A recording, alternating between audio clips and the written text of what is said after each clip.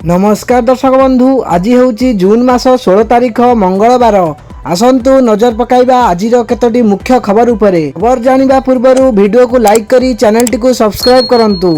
कलाहांडी जिला कोकसरा block Biju express way सान पोतागुड़ा Rajiv colony मझिरे अजणा गाड़ी धक्कार एक भालुर मृत्यु घटी। सोमवार सकाळे रास्तार भालू मरी पड़ा देखि स्थानीय लोक वन विभाग को खबर देइथिले।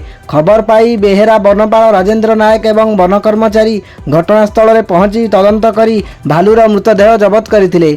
तेबे भालुटी रास्ता पार करुथिबा बेले कौनसी एक गाड़ी धक्कार मृत्यु घटिथिबा अनुमान करा जायछि। अन्यपक्षे भालुर मृतदेह व्यवच्छेद कराजिबो बोली सूचना मिली।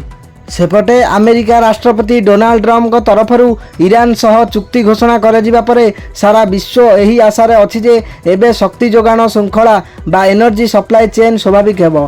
ट्रम्प घोषणा करछन्ती जे अमेरिका एवं ईरान मध्य युद्ध समाप्त करने पाई एक चुक्ति को चूड़ांत रूप दिया सरिछि।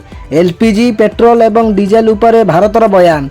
पेट्रोलियम एवं प्राकृतिक गैस मंत्रालय युग्म सचिव सुजाता शर्मा कहिसंती देश में पेट्रोल डीजेल एवं एलपीजी जोगाण स्थिर रही। रिफाइनारी गुड़िक निजर पूर्ण क्षमतार सह कार्य करुछंती एवं अशोधित तैलर स्टॉक मध्य पर्याप्त परिमाण में बजाय रखा जायछि। तेबे किछि रिटेलर गुड़िकर बिक्री अस्वाभाविक भाव अधिक होउछि।